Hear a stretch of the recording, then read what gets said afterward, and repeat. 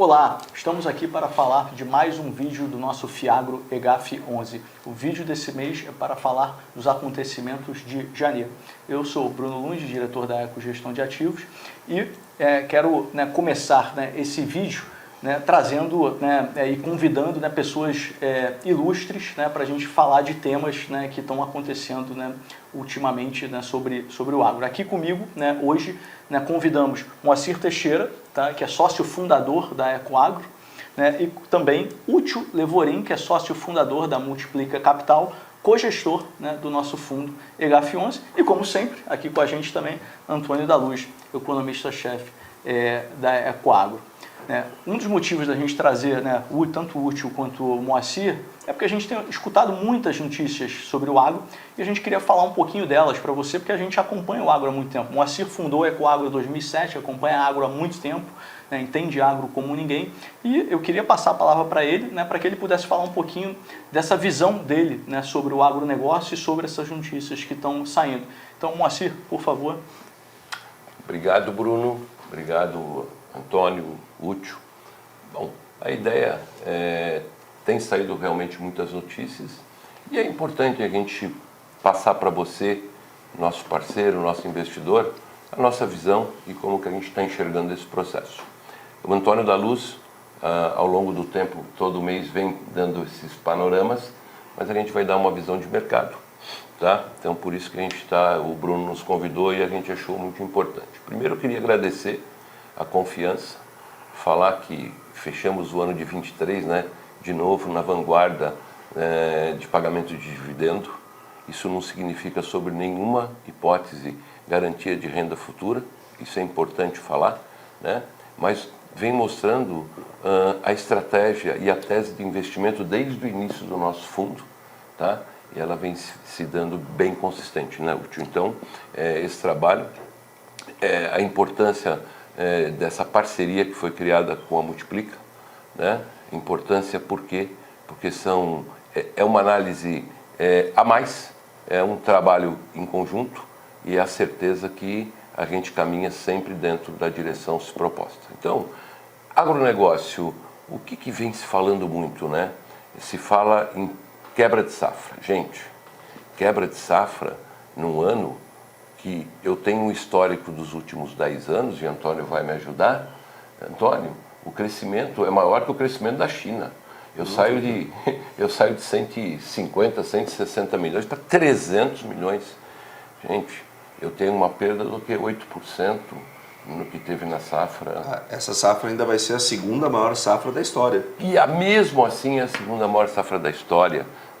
Os problemas climáticos, se fala muito de El Niño, La Nina, e a gente convive com isso há muitos anos, faz parte do nosso negócio. O agronegócio, pessoal, é uma indústria a céu aberto, e ela no Brasil se mostra extremamente consistente. Eu estava conversando aqui com o Útil e com o pessoal antes de começar, puxa vida, efeito climático tem nos Estados Unidos, que tem todo um processo, Aqui o Brasil é diferente, o Brasil é um país de dimensão continental, tá? Eu tenho sim problemas localizados, tá? Mas eles fazem parte desse dia a dia.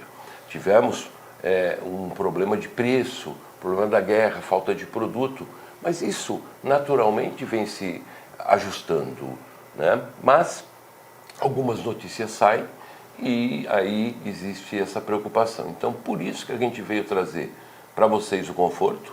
A nossa tese, ela continua sendo a tese de investimento que a gente apostava, e cada dia que passa eu tenho mais certeza que a nossa tese ela foi muito acertada.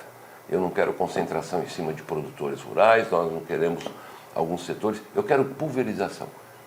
E a pulverização de forma indireta, da mesma forma que a gente democratiza o investimento para você com R$2.000 tem a mesma rentabilidade do indivíduo de 10 milhões, Aqui eu tenho a pulverização no recebível e isso faz a diferença. Pode ter problema? Óbvio que pode, mas cabe a nós e a confiança que vocês depositaram em nós, tá? Monitorar, acompanhar e trabalhar. E isso a gente tem feito, né, Útil, muito forte. Então, pessoal, eu queria realmente agradecer essa confiança que vocês depositaram no nosso trabalho. A gente vai fazer o tempo inteiro esforço para que isso se concretize, tá? De novo, eu gosto de lembrar que rentabilidade passada não representa renda futura, mas compromisso passado é sempre compromisso futuro. Então, vou passar aqui para o Útil, porque todos os dias, no final da tarde, a gente conversa, né? Como que está o EGAF, como que está o mercado, as bolsas, e aí o Útil sempre me dá notícia boa e eu vou passar para o Útil aqui para ele me ajudar a complementar essa história. Vamos lá? Acho que a gente tem um ponto muito importante que é bastante bacana de a gente saber, que hoje somos 12.800 cotistas no EGAF e que o EGAF negocia 12 mil quantidades média diária de cotas por dia. Isso significa equivalente à 30ª empresa mais líquida da Bolsa de Valores, né, em termos do patrimônio do que se negocia por dia. Então, para aquela pessoa que tem a renda mensal e que precisa, às vezes, de fazer um dinheiro na venda do seu ativo, no EGAF isso não é empecilho, pelo contrário, ele pode entrar e sair a hora que ele quiser, né? Então isso é muito bacana que a gente está construindo junto aqui com a Ecoagro, um ativo bem interessante para o investidor. Perfeito.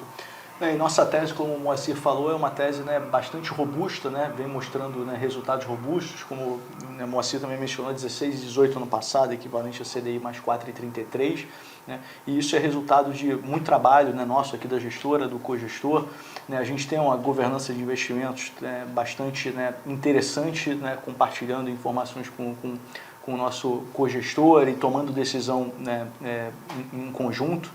E isso faz com que o nosso fundo, de verdade, seja um fundo que está selecionando, né, os melhores papéis aí que tem no mercado, que tem aqui na Ecoagro, né. Nossa tese: subordinação, pulverização, excesso de garantia, tá? E também opera no segmento que a gente julga, né, e é por isso que a gente acabou, né, definindo essa tese aqui, o segmento que a gente julga que é um dos mais, que a gente reputa ser um dos mais seguros, né, do agronegócio. E eu acho que o que está acontecendo, né, hoje, né, esses eventos estão acontecendo hoje isolados, alguns produtores tendo quebra de safra, a nossa tese acaba tendo essa mitigação de risco muito grande, porque eu não estou operando direto com o produtor, a gente está operando com revendas, né, com cooperativas, com indústrias, que tem uma carteira de produtores. Então essa carteira de produtores, se um pedacinho dela estiver na região atingida, ok, vai afetar um pouquinho o faturamento? Vai, um pouquinho o faturamento, não muito o faturamento. Então acaba com que essas empresas, né, conseguem ter uma mitigação de risco. A nossa tese, o nosso fundo também acaba tendo essa mitigação de risco que é muito importante. Por isso que a gente escolheu essa tese, não é à toa, é por esse conhecimento, né, do Moacir, do agronegócio a longa data. A gente opera nesse segmento a longa data aqui na Ecoagro também, e a gente pegou essa tese a dedo, tá? Falando um pouquinho de performance, já entrando aqui, né, anunciamos, tá, referente a janeiro, tá, um dividendo de 1,28, tá? Foi um dos dividendos aí mais robustos, se eu não me engano foi o segundo maior dividendo, né, de todos os fiagros. Esse mês foi um mês, né, diferente, a gente anunciou isso no outro vídeo, ao invés da gente anunciar o dividendo no 5º dia útil, a gente anunciou no 2º dia útil, tá? Então a gente anunciou no dia 2 de fevereiro, tá? E pagou no 7º dia útil, tá? Esse rendimento tá de 1,28. Tá? Desde o início, né, acho que é interessante mostrar para vocês o quanto que a gente já pagou de rendimento. A gente já pagou 35,29, 35, mais de 1/3 do principal de quem entrou lá na largada já foi devolvido aí para o investidor, ou seja, sinônimo de que, né, o fundo está performando, né, bem, está indo bem, e o investidor que entrou lá atrás está tendo, né, essa devolução, né, via os rendimentos que estão sendo entregues para ele, né. Do ponto de vista de número de cotistas, o Lúcio já mencionou, 12.869 é o número mais expressivo. Bacana. Lembrando, né, no IPO foram 613, olha que crescimento de 20,5 vezes, Moacir, realmente é algo. 20,5 vezes. É algo que nos dá uma satisfação enorme. Cresce a taxas do agronegócio. Cresce a taxa do agronegócio. É verdade, verdade. Com certeza. E passando aqui um pouquinho já para mercado secundário, esse mês de janeiro foi o mês que veio essas notícias, né? Infelizmente as notícias não foram tão positivas assim. Acabou que a gente fechou o mês no mercado secundário com 1,62 negativo, né, de rentabilidade. Isso aconteceu com a indústria toda, tá? Foi um efeito manada, não foi algo exclusivo, tá, do nosso Fiagro. Né? Essas notícias acabou batendo em todos os fiagros, né, caíram, né, no mês de janeiro, e o nosso, né, acabou não ficando para trás, ainda por ser um mercado de varejo, um mercado que eu diria que os investidores ainda não sabem separar ali o joio do trigo, esses investidores, né, mais leigos que entram no fundo. Então eles não conseguem separar quais são os fiagros que eventualmente, né, possam vir a dar problema, outros que têm uma tese mais robusta e a chance de dar problema é muito menor, né? E aí todos os fiagros acabaram caindo nesse mês de janeiro. O nosso não ficou para trás, foi 1,62 negativo, tá? Isso no mercado secundário. Isso é a cota, porém, né? Isso é a cota. Isso é a cota. Acho que é importante a gente deixar, porque o dividendo continua robusto, foi 1,28. O dividendo é o que nós comprometemos a fazer, né? Exatamente, isso é a cota. Mas falando agora, vamos pegar o resultado contábil, que é isso que eu acho que você quer dizer. Vamos pegar o resultado contábil para mostrar a saúde do fundo. Uma coisa é o mercado secundário, veio de uma enxurrada de notícias, algumas delas negativas, bateu no mercado como um todo, o secundário caiu um pouco, todos os fiagros sofrendo. Porém, o nosso fundo está super saudável. Entregamos, está em janeiro, um resultado de 1,30%, tá? 1,30%, né, equivale aí aproximadamente a CDI mais 4, ou seja, o fundo está conseguindo entregar, né, o benchmark dele ali de CDI mais 4 no seu resultado contábil. Só que o mercado, secundário, a gente não controla o mercado secundário. Às vezes você tem um frisson e a cota aumenta, às vezes você tem, né, uma turbulência e a cota cai. A tendência é que a gente daqui a pouco, né, volte. Quando essa safra terminar ali em maio, provavelmente vai estar mais claro, né, os resultados, né, referentes, né, ao nível de produtividade, ao nível de produção, né, de cada uma das regiões, e aí em maio provavelmente, né, mostrando que não é esse auê todo, né, que a mídia tá trazendo, provavelmente a cota deve voltar para patamares. É importante falar também que isso aí é uma taxa pré com pós, né, e no relativo isso, com a queda da Selic, vai acabar o ano num percentual por volta de 145 do CDI, que é bastante expressivo. Sem sombra, com o DI caindo, né? A gente está rodando hoje a 135 do DI, com o DI caindo a gente vai para 145 do DI, bem lembrado, Útil. Mais ou menos, a gente não sabe quanto vai estar no final do ano, mas pelas expectativas. Está marcando o mercado é 9%. Isso aí vai dar 145 vai do dar CDI. 145 do CDI, realmente é impressionante.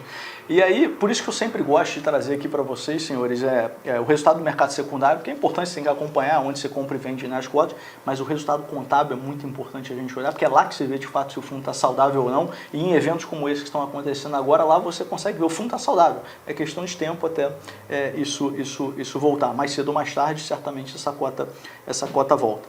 A outra métrica que eu gosto de olhar bastante também é o resultado por cota, que eu sempre trago aqui para vocês. Esse mês, né, a gente pagou 1,28, né, de rendimento, porém, nosso resultado por cota foi de 1,23. E como é que a gente opera aqui, né? Toda vez que a gente tem resultados, né, um pouco acima da média, né, no fundo, a gente retém um pouco esse resultado no fundo para a gente distribuir isso de uma forma, né, estável para você ao longo do ano. Eu tinha de resultado, né, retido 0,40, né, no mês anterior. Como esse mês eu obtive, né, 1,23, né, de resultado por cota, paguei 1,28, consumi 5 centavos desse resultado retido, ainda tenho 0,35 de resultado retido para suavizar eventualmente aí impacto para o futuro e conseguir continuar pagando, né, a vocês investidores, né, o nosso benchmark de CDI mais 4. Só é bom lembrar também que o mês de fevereiro, carnaval, você tem os dias úteis. Dias úteis menores, paga né? menos do que o janeiro. É matemática. É matemática, mas é importante, né? E essa preocupação que a gente tem de dividir com vocês. Sem sombra de dúvidas. Ou seja, o resultado que a gente vai anunciar agora no segundo dia útil de março vai ser referente a fevereiro, ele vai ser um pouquinho menor do que esse 1,28, né? Porque vai ser em março, porém referente a fevereiro, menos dias úteis. Você lembrou? Ele vai ser um pouquinho menor, mas não é porque o resultado está pior, ou não é porque o fundo piorou, não, pelo contrário, tem menos dias úteis. Tão simples quanto isso. É simples né? quanto isso. Tão simples quanto isso, tá? Falando agora de gestão, né? Nós incrementamos mais um papel, né, no nosso fundo, a gente foi de 30 para 31 papéis, então o EGAF é um dos fundos que tem mais papéis, tá? Mais CRAs e mais fundos, né, fundos de agro na sua carteira. Tá? Nossa exposição, né, se manteve por 13 estados ali da Federação Brasileira, estados, né, de produção resiliente, mais de 13 culturas, né, sendo que as principais, como é natural, são as maiores produções do Brasil, 44% de soja, né, e 20%, né, de milho. E algo importante, você falou de pulverização, né, Moacir? Vou trazer o dado aqui de pulverização para os nossos investidores. Né? A gente aumentou também, trazendo esse novo papel, de 30.020, né, produtores, né, debaixo desses CRAs, que são cedidos como garantia para esses CRAs e que a nossa pulverização vai muito além dos 31 papéis que estão lá dentro. Eu tenho, debaixo desses 31 papéis, eu tenho carteira de recebíveis que são cedidas, né, para cada uma desses veículos, né, que o nosso fundo compra e que somam, quando, né, totalizadas, né, 37.039, né, produtores rurais. Ou seja, 37, é como se fosse um fundo, né, muito pulverizado de 37.039 produtores rurais, tendo a revenda ali como primeira barreira ali. Então, do ponto de vista de gestão, em termos de concentração, temos hoje uma concentração de 9%, né, numa revenda chamada, né, nativa. Né? A nossa segunda maior concentração é de 8,6% ali em uma revenda chamada, quer dizer, numa cooperativa que é Cotribá. Foi uma operação da Cotribá com a Cargill, então é uma operação super robusta que a gente gosta muito. E depois disso a gente começa a cair muito rápido para 5%, 4%, 3% e daqui a pouco zero nada. Tá? É uma carteira realmente que está bastante, né, diversificada, tirando esses dois papéis que estão um pouco mais concentrados, mas que a gente tem extremo conforto, né, nesses papéis, por isso que a gente puxou um pouco mais. Mas a gente tem feito, né, um trabalho, como vem fazendo sempre, de secundário. Então, um é de uma revenda chamada Nativa, o outro é de uma cooperativa chamada Cotribá. São papéis que a gente tem muito conforto e que opera com eles, né, a longa data. Né, não é o primeiro ativo que a gente já fez deles aqui na Ecoagro. Né, portanto, né, a gente já conhece, são clientes da Ecoagro, né, não é um marinheiro de primeira viagem aqui. Então, a gente acabou carregando, né, um pouco mais nesses papéis, mas com, né, uma ideia de vender esses papéis, né, no secundário, conforme, né, o mercado, conforme o mercado for tendo apetite para isso. Tá? Eu acho que é importante, Bruno, e aqui o Útil também, claro, colaborou muito. A gente tem uma busca. Primeiro, 9% você falou, dentro das regras do regulamento do fundo, até 10% a gente pode ter em ativos. Exato. Então, eu poderia ter 10 ativos de 10%. Não é a nossa leitura, eu quero pulverização. Né? Então a gente tem hoje 31 ativos, como você bem falou. Exato. A gente busca, e é uma luta que a gente tem, e ter uma concentração média na ordem de 5%, 6%, eu acho que é importante. Às vezes tenho mais, porque a operação sai. 5 ou menos, exato. E a gente acabou de sair de um follow-on, né? Acho que é importante. A gente acabou de sair de um follow-on. Então, eventualmente eram papéis que a gente tinha muito conforto, né? Então a gente acabou carregando um pouco mais nesses papéis, mas sempre, né, depois buscando, como você falou, o equilíbrio, né? O nosso alvo ali está até 5%, né? Esse 5, 6%. A gente acha que isso é um alvo, né, saudável. E com o tempo, o fundo crescendo, né? Hoje 310 milhões, eventualmente até alvos, né, menores, tá? Se for o caso. Então a gente às vezes carrega um pouco mais, mas depois a gente eventualmente vai saindo desses papéis até atingir. O que é importante, né, Bruno, Útil e Antônio, que vive conosco esse dia a dia, é que no follow-on a gente tem os recursos já alocados, né? A carteira de recebíveis, a carteira dos ativos. Por quê? Quando você não tem assim, você tem uma ineficiência no investimento. Né? O dinheiro fica aplicado ou em título público ou num fundo de renda fixa e a gente busca, e esse é um diferencial que a gente criou ao longo desses anos. Né? A gente tem o foco nesse mercado, tá? Então a gente tem uma capacidade de geração de operações estruturadas muito boa, tá? E isso me dá esse conforto de quando fizermos um follow-on, eu não tenho que sair correndo atrás de ativo ou comprar algum ativo para cumprir com a rentabilidade que possa trazer problema. Não, a gente tem a coisa pronta e já aprovada, trabalhada. Eu acho que esse é um ponto que é muito forte para nós. Temos né? que reforçar. Inclusive, eu até comentei no último vídeo, vale mencionar aqui de novo, encerramos esse nosso follow no dia 8 de novembro. Né? E no início de dezembro a gente já estava com tudo alocado. Já estava com 100% alocado. Tudo alocado. Exatamente, corroborando isso que você acabou de dizer. Falando ainda, né, nesse mês, né, de como a gente aumentou um papel, a gente fez, para conseguir, né, aumentar esse papel, a gente fez uma venda, o secundário aqui que a gente acabou de falar, vendemos 2,2 milhões de papel, foram 2 papéis, vendas sempre parciais, porque a gente não quer sair de um papel completamente, a gente, né, aprovou esse papel em toda a nossa governança, tem conforto desses papéis, mas fizemos uma venda parcial para reduzir, né, ir reduzindo a concentração desses papéis, vendemos Agrodinâmica, vendemos Casa do Café, né? E compramos, né, 5 milhões de reais em papel. Tinha um caixinha lá, pouquinho coisa, vendemos 2,2 milhões, compramos 5 milhões de reais. Essa compra de 5 milhões de reais foi um Fiagro FIDIC, né, da Goplan, tá? Da ordem de 5 milhões de reais. E lembrando aqui para vocês, né, recentemente a gente até falou isso nos últimos 2 vídeos, né? Até então a gente vinha alocando, né, em CRAS, mas uma das possibilidades do nosso Fiagro investir é em Fiagros FIDICs também. E começamos a ver Fiagros FIDICs, né, interessantes, né, na praça, né, Fiagros FIDICs, né, que a gente julga e reputa tão bom quanto, né, os CRAs que a gente traz para dentro, e não havia por que a gente não inserir isso na nossa tese de investimentos. Inserimos, né, isso na nossa tese de investimentos, compramos agora 5 milhões de reais aí desse Fiagro FIDIC da Goplan, né, que é uma associação de revendas que a gente conhece, tá, a longa data. Com isso, hoje, só para passar um pouco de cor, nós temos 17,7 milhões de Fiagros FIDICs, né, hoje dentro do fundo. Um deles é a Goplan, o outro é a Cotribá, é um Fiagro da Cotribá. Tá? Então, só para passar um pouco mais de disclosure aí para o nosso investidor. Tá? Esse mês foi um mês, né, é um mês que está meio fora das janelas, né, de liquidação, tá, do agronegócio. Tá? Então, quando a gente olha, né, os papéis que estão dentro do fundo hoje, teve pouco pagamento de juros, né? Eu tive 4 CRAs dentro do fundo que pagaram juros, tá? Que foi equivalente a 19 centavos ali por cota, ou seja, eu adicionei 19 centavos, né, por cota, né, dentro do fundo, né, de caixa, ou seja, 582 mil reais. É um mês que a gente sabe que era um mês módico, por isso que a gente precisa fazer uma excelente gestão de caixa aqui, né? Porque tem meses que a gente recebe mais juros, né, e consegue pagar o dividendos inteiro e até mais, né, e até sobra, e tem meses que a gente, né, recebe juros que é inferior ao que a gente paga de dividendo para o investidor. Então é super importante a gente fazer essa gestão de caixa bem feita aqui, como a gente, né, vem fazendo, né, no nosso EGAF, para conseguir entregar esses dividendos robustos para vocês. Tá? Só para encerrar, né, o nosso fundo hoje, como você mencionou, 310 milhões, número exato 309,7 milhões, né, de patrimônio líquido. Tá?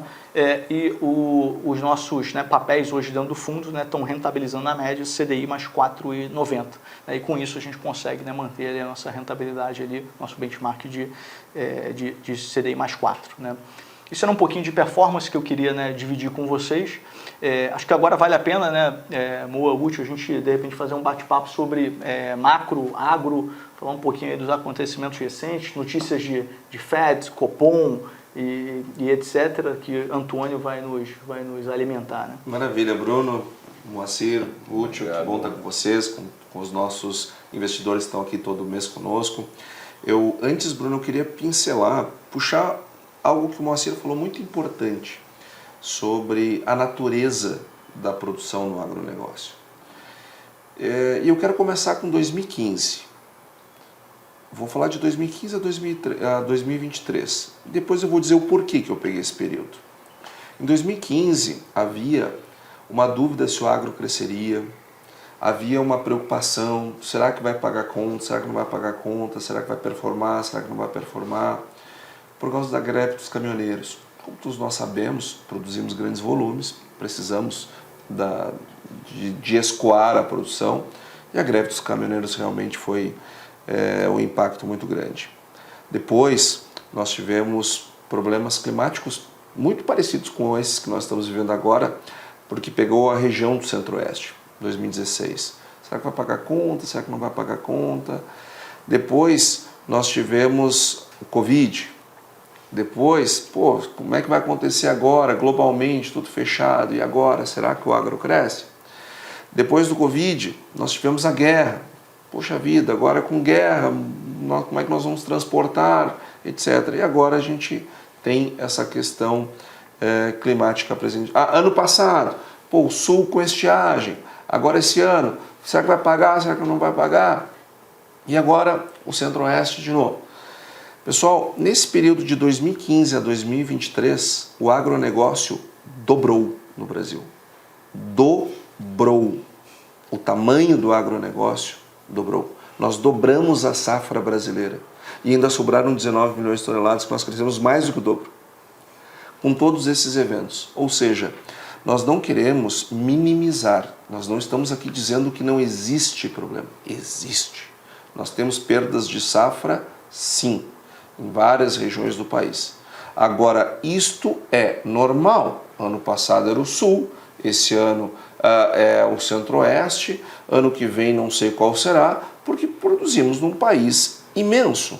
E temos, como muito bem lembrou o Útil, diferente dos Estados Unidos, que tem uma produção bastante concentrada num determinado meridiano, nós não. Nós temos nos nossos 4 meridianos, e quando olhamos as faixas de produção, é no Brasil inteiro. Então é natural que essas coisas elas aconteçam. É algo que nós desejamos? Não é algo que a gente deseja, mas é algo que acontece. Daqui poucas semanas nós vamos ter o PIB do Brasil sendo divulgado, o PIB do último trimestre. Vocês deverão ver que a agropecuária terá crescido algo entre 14% e 16%. E nós vamos perguntar, quando gravarmos o vídeo, que país do mundo teve um setor que cresceu isso em 2023. Então, só pelo tamanho do crescimento é normal que haja algum tipo de ajuste no ano seguinte. Isso é absolutamente comum e esperado. Agora, isto é parte do jogo. Nós produzimos sem telhado. As coisas acontecem. Agora, isso não significa que não se vai pagar as contas, que os CRAs não vão performar, que os FIAGROS não vão performar, porque é da natureza do jogo, e apesar de todos os problemas, entre 2015 e 2023, nós dobramos de tamanho. Dito isso, eu quero trazer algumas questões macro, porque elas influenciam a performance da indústria e, consequentemente, dos FIAGROS. Eu quero falar, nós temos um papel que ele paga DI mais 4, essa é a meta que o Bruno muito bem falou e vem pagando acima disso, tem se destacado por ser um excelente pagador de dividendos. Então entender o que está acontecendo com os juros e o que pode vir a acontecer com os juros é muito importante. E nós tivemos agora em janeiro a divulgação do primeiro resultado, da primeira leitura do ano de 24, quando o IPCA cresceu um pouquinho acima do esperado, mas ainda bastante comportado. Trouxemos a inflação, ainda estamos desinflacionando, a inflação está em 4,51 em 12 meses quando a gente grava esse vídeo. Lógico que estamos desinflacionando de maneira mais lenta, mas isso está acontecendo. Estamos ainda fora da meta, porque a meta caiu em 2023, aliás, em 2024, decisão do Conselho Monetário Nacional, cai para 4,50, o teto da meta, porque o centro caiu de 13,25 para 3, então agora o nosso teto é 4,50 e nós estamos com 4,51. Mas a recém, primeiro mês, temos o ano todo para trazer para dentro da meta, e eu não tenho dúvida que isso irá acontecer. No entanto, esse piso da inflação vai nos dar o piso também da taxa de juros. E o Banco Central, através do Conselho Monetário, trouxe preocupações bastante graves na ata. Tem 2 pontos da ata que valem muito a pena nós repisarmos aqui. O Copom deixou bem claro, nós vamos baixar os juros nas próximas reuniões, próximas no plural, ou seja, no mínimo nas próximas 2, meio ponto. Então, quando você vê notícias, pode baixar 0,75, não vai. Não vai. Vai baixar meio. Por quê? Porque está escrito. Então, cuidado com aquele assessor que diz, olha, vamos comprar as ações agora, quem sabe vamos vender um pouco de EGAF para comprar. Não, gente. É o Banco Central quem decide, eles dizendo, de forma unânime, que vão baixar meio nas próximas. Agora, qual é a preocupação que eles estão trazendo com o fiscal? O fiscal brasileiro não está cumprindo as suas metas. Metas essas que o próprio governo se deu. E isso está trazendo desancoragem das expectativas.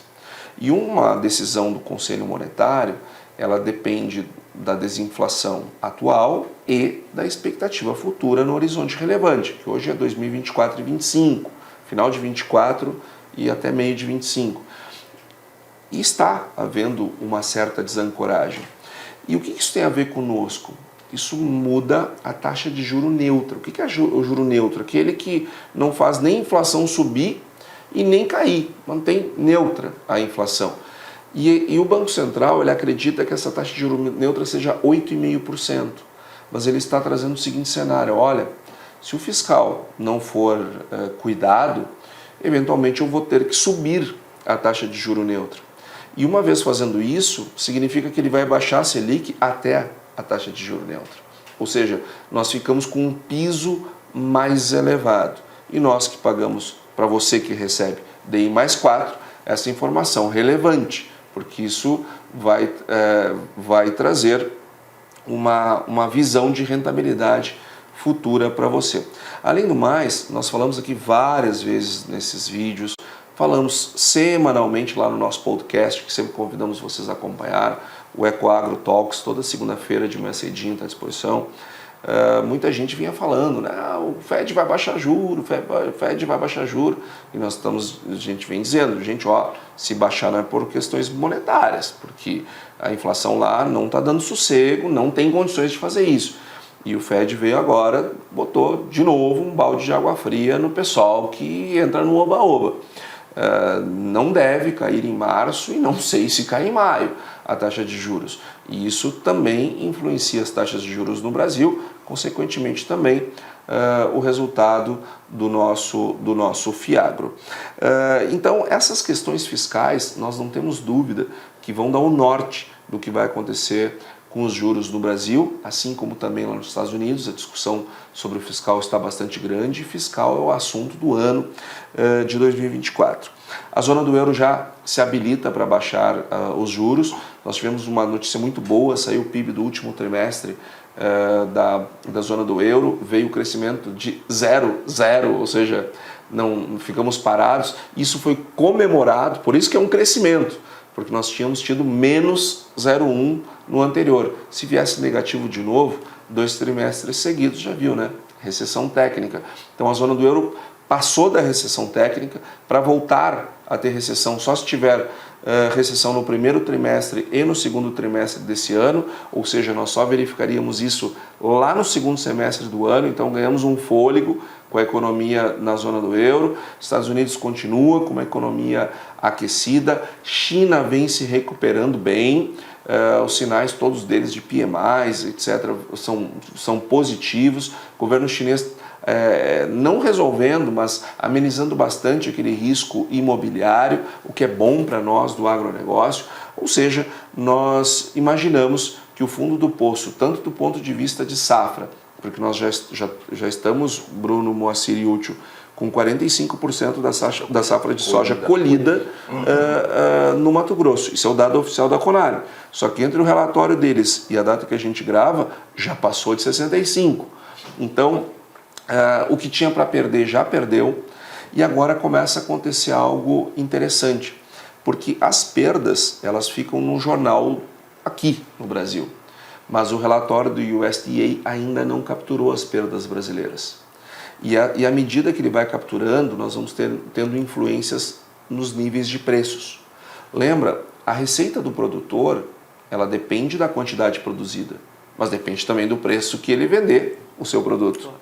E à medida que essas perdas elas vão sendo registradas, nós vamos vendo uma alteração no nível de preços. Por isso que soja já melhorou um pouquinho, milho já melhorou um pouquinho, justamente porque o mercado do mundo começa a perceber essa perda de produção que você já sabe pela imprensa brasileira, pelos jornais brasileiros. Agora é importante dizer, nós vamos ter perdas? Vamos ter perdas. Vamos colher esse ano em torno de 299, 298 milhões de toneladas, que era o cenário que a Ecoagro vinha trabalhando, que a Ecogestão de Ativo vinha trabalhando. Agora, ano passado foram 320, só que o ano retrasado tinha sido 275. Ou seja, nós continuamos ainda com uma safra enorme, muito grande, que será vendida a preços mais baixos que o do ano passado, mas que, por outro lado, nós plantamos a safra 24 com custos bem mais baixos também do que a safra passada, o que traz para o produtor um nível de margem estável. O problema, como muito bem disse o Bruno, disse o Moacir e o Útil, são aquelas micro-regiões que sim, foram um pouco mais afetadas e que para essas precisam ser dadas atenções especiais, e é isso que está sendo feito, mas até este momento nós não temos grandes problemas para relatar a todas aquelas medidas profiláticas que foram tomadas lá no início, quando nem se sonhava em ter crises, elas nos protegem de eventos como esse, e nós estamos bastante seguros com tudo que foi feito até aqui e estamos muito seguros com o crescimento do agronegócio brasileiro. Maravilha, Antônio. Obrigado aí pelas suas palavras. Só em resumo aqui, né, antes de fechar, basicamente vai ter problema esse ano, vai ter quebra esse ano? Acho que vai, né? O que está sendo anunciado realmente vai ter quebra.